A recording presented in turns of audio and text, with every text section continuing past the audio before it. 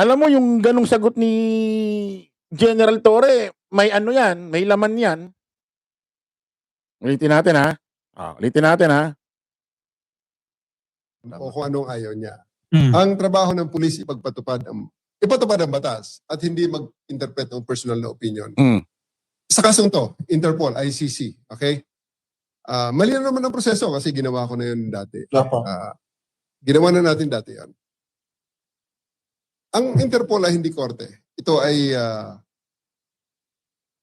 platform for international police cooperation at signatory tayo dyan. Okay? Hindi tayo member kasi ng ICC. So, wala na ang ICC sa atin. Pero kung dumaan ang ICC sa Interpol at ang Interpol nagkaroon ng valid request sa atin at dumaan naman sa tamang channels na kinilala ng gobyerno, may obligasyon tayo. Oh. No May choice. obligasyon ang Pilipinas. Naintindihan nyo? May pinupunto siya eh. Para bang pinalalabas niya, alam mo yun, gusto niyang itanong, ayaw niya itanong, baka mapunta sa kanyang issue eh. Ayaw niya magtanong, NBI, Trillanes, galing ba ng Interpol yan? Ayaw niya magtanong ng ganun. Pero nagbigay siya ng hint. May pinaliliwanag siya, pero katanungan yun. Kasi nga, yung pag-aresto kay Digong, galing yung warrant sa ICC, papunta sa Interpol, Interpol papunta sa atin. Naku po. Eh lumalabas, wala namang Interpol eh. Walang Interpol eh.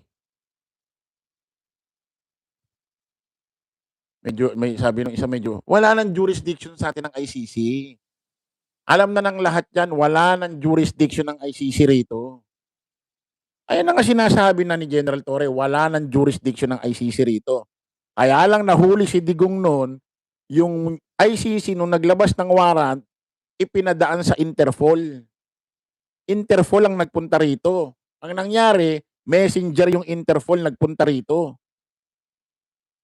Kaya nahuli si Digong.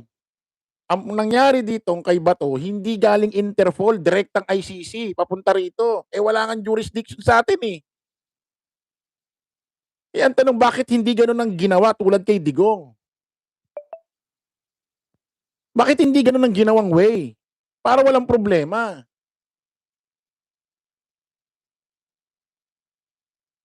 Alam nyo ba kung bakit yung Interpol hindi pinigilan ni Pangulong Bongbong Marcos? Pinaliwanag na yan. Pinaliwanag na, hindi pwedeng hindian ng Interpol kasi nagpunta rito. Gusto nila, kailangan arestuhin si Bato kasi kapag hindi pinagbigyan ng Interpol nung panahon ni Digong, magkakaroon ng conflict problema sa hinaharap. Ang mangyayari niyan, kapag tinabla natin ng Interpol, nagpunta rito para huliin si Digong, hindi natin pinahuli si Digong, dinedma natin ng Interpol, hindi na ipagtulugan ng gobyerno, kahit may jurisdiction sila rito, magkakaproblema sa hinaharap. Ano magiging problema sa hinaharap? Kapag may mga wanted dito na nagtatago sa ibang bansa at tayo naman ang humingi ng tulong sa Interpol, hindi na tayo tutulungan. Ang mangyayari niyan, lahat ng wanted dito pupunta na lang sa ibang bansa, hindi na mahuhuli. Kasi hindi na maikipagtulungan sa atin ng Interpol dahil dinedma natin noong panahon ng 2025 para ulihin si Digong. Kaya walang magagawa, kailangan maipagtulungan. Ibig sabihin, kung yung warrant ni Bato galing ICC, dinala muna sa Interpol, then yung Interpol nagpunta rito, magpapa-assist sa Philippine National Police, baka arestuhin pa. Eh, yan ang liwanag oh. Ano pa ba ibig sabihin yan? Ano pa ba ibig sabihin ito? O kung anong ayaw niya. Mm. Ang trabaho ng pulis ipatupad ang batas at hindi mag-interpret ng personal na opinion. Sa kasong to, Interpol, ICC, okay? Mali na naman ang proseso kasi ginawa ko na yun dati. Ginawa na natin dati yan. Ang Interpol ay hindi korte. Ito ay... Ayan na, sinabi niya, ginawa na natin yan dati ha. Sabi niya, ginawa na natin yan dati. Ibig sabihin, ang binabanggit niya, yung kay Digong. Di ba? Ang liwanag eh. Tignan mo yung explanation niya. May pinapaliwanag siya pero katanungan, dumaan ba ng Interpol yan? Eh, sinabi niya nagawa na natin yan dati. Ibig sabihin binabanggit niya yung kay Digong. Pakinggan niyo ha. Trabaho ng pulis ipatupad ang batas at hindi mag-interpret ng personal. Pakinggan niyo ha. Sa kasong to, Interpol, ICC, okay? Mali na naman ang proseso kasi ginawa ko na yun dati. Ginawa na natin dati yan. Ang Interpol ay hindi korte. Ito ay platform for international police cooperation at signatory tayo dyan. Okay, hindi tayo member kasi ng ICC. So, wala na ang ICC sa atin. Pero kung dumaan ang ICC sa narinig nyo? Wala na sa atin ang ICC. Wala na sa atin ang ICC. Ngayon, kung dumaan sa Interpol niya, naiintindihan nyo ba? Ayan ulitin natin. Mali na naman ang proseso kasi ginawa ko na yun dati. Ginawa na natin dati yan. Ang Interpol ay hindi korte. Ito ay platform for international police cooperation at signatory tayo dyan. Okay, hindi tayo member kasi ng ICC. So, wala na ang ICC sa atin. Pero kung dumaan ang ICC sa Interpol at ang Interpol nagkaroon ng valid request sa atin at dumaan naman sa tamang channels na kinilala ng gobyerno, may obligasyon tayo. No May choice. obligasyon ang Narinig nyo? Ang Interpol, signatory tayo dyan, may jurisdiction sa atin dito yan. Ang ICC kasi wala na sa atin. Ngayon, kung dumaan yan sa Interpol, at Interpol nakipag-ugnayan sa atin dito, valid yan. Ngayon, ang tanong, yung hawak ba ni ng NBI at ni Trillanes, galing ba ng Interpol? At nagpunta ba rito, may kasama rin bang Interpol? Kasi nung hinuli niya si Digong, may kasama silang Interpol. May representative doon, sinabi doon. Ayan ang liwanag Ayan na, liwanag sa kasong to, Interpol, ICC, okay? Mali na naman ang proseso kasi ginawa ko na yun dati. Ginawa na natin dati yan. Ang Interpol ay hindi korte. Ito ay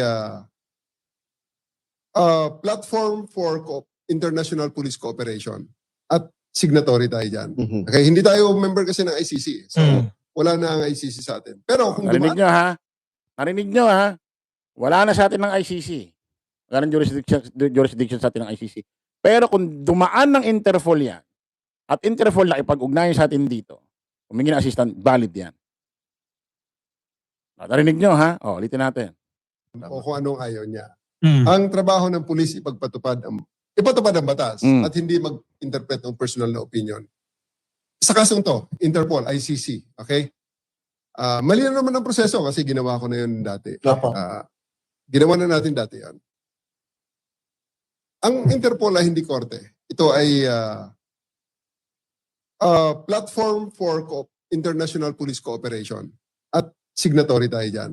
Okay, hindi tayo member kasi ng ICC. So, wala na ang ICC sa atin. Pero kung dumaan ang ICC sa Interpol at ang Interpol nagkaroon ng valid request sa atin at dumaan naman sa tamang channels na kinilala ng gobyerno, may obligasyon tayo.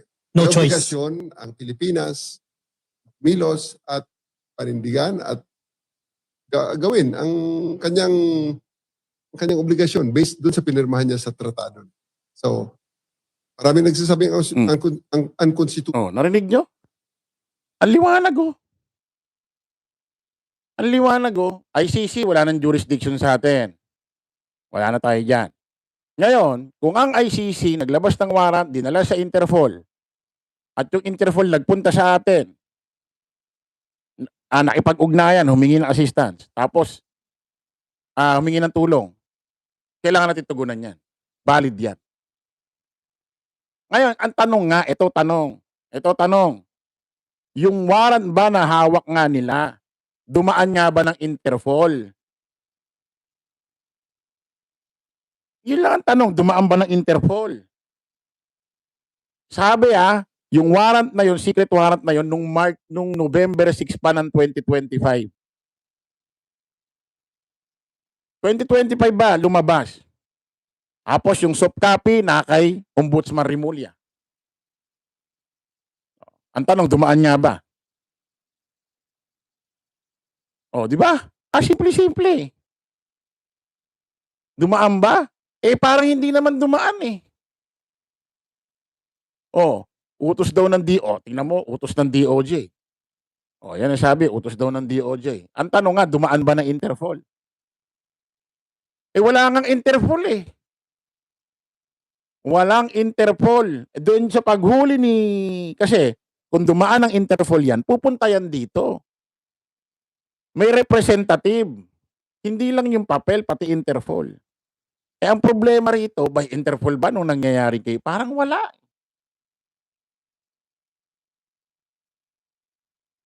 Nakukuha nyo? Wala. Walang sinasabing may Interpol nun. Kasi kung dumaan sa Interpol yon, dapat may kasama silang Interpol. Eh, wala. So, paano mangyayari ngayon yan? Baka hindi nila kinikilala. At baka kaya ito si Pangulong Bongbong Marcos, eh baka kaya hindi pinahuhuli si Bato. Baka agagawan lang din ng yan, parang agagawan din ng kalaban yan para masira si Pangulong Bongbong Marcos. Eh, liwanag oh. Oh, ang liwanag eh. Oh, tingnan mo, may mga bagong pasok, ipi-play lang ulit natin ha. Ipi-play lang ulit natin. Pulis ang pumili kung aling warrant na gusto niya sundin Oh, o kung anong ayaw niya. Ang trabaho ng pulis ipatupad ang batas at hindi mag-interpret ng personal na opinion. Sa kasong to, Interpol, ICC, okay? Mali na naman ang proseso kasi ginawa ko na yun dati. Ginawa na natin dati yan. Ang Interpol ay hindi korte. Ito ay platform for international police cooperation. At signatory tayo dyan. Okay, hindi tayo member kasi ng ICC. So, wala na ang ICC sa atin. Pero kung dumaan ang ICC sa Interpol, at ang Interpol nagkaroon ng valid request sa atin, at dumaan naman sa tamang channels, na kinilala ng gobyerno, may obligasyon tayo. No may choice. obligasyon ang Pilipinas, Milos, at panindigan at gawin ang kanyang obligasyon based dun sa pinirmahan niya sa tratado. So, marami nagsasabing ang unconstitutional, naintindihan ko ang emotion doon. Pero ang tanong, hindi yung gusto mo ba, kundi legal ba ang proseso? Andiyan naman, marami ng abogado eh. Yes, Although, ito klaruhin ko, itong question na to, dito sa Pilipinas, ito ang klase ng question na pag ibinigay mo sa 3 abogado, gaya nyo, 3 kayo. Sa totoo lang, pag pinabayaan ko rito na magdebate, siguro, Magkakaiba. hindi lang yun. Ang opinion na makuha natin ito, 4. Oh, ayun no, ayun sabi na nag-comment. Oh, ang bilis kasi hindi ko mabasa yung iba. Nasaan na yun? Teka. Ito, sabi ni Ruel Manuel. Kaya nga sabi ni John Dick, wala pa silang warrant na hawak. Di talaga ino-honor ni PBB ang warrant galing ICC. Yun nga eh. Kasi kung diretsong galing ICC yan, hindi dumaan ng Interpol, hindi talaga kikilalanin kasi nga wala ng jurisdiction sa atin ng ICC. Nakukuha nyo? Wala na eh. Pero kung dumaan nga ng Interpol yan, Interpol pupunta rito, makikipag-coordinate, kailangan tugunan ng gobyerno yan. Eh baka kaya nga si Pangulong Bongbong Marcos, hindi nga, pinapa-aresto talaga. Baka hindi niya ino-honor nga yan kasi galing ICC, hindi naman dumaan ng Interpol. Kasi kung galing ang Interpol yan, hindi pwedeng deadmahin. Hindi pwedeng deadmahin niya, kailangan tugunan yan. Nako po. Yan ang magandang itanong kay NBI Director Melvin Matibag. Pati kay dating Senador Antonio Trillanes. Kung yung hawak nila na tawag dito na warrant ay dumaan ng Interpol o hindi. Kasi kung makikipagtulungan dito ang Interpol, imposibleng sa NBI dadaan, malamang sa PNP. Parang yung nangyari kay Digong, di ba sa PNP na ipagtulungan? Bakit sa NBI sila pupunta? May history na galing sa PNP sila nagpa-assist. Bakit sa NBI? Nako po.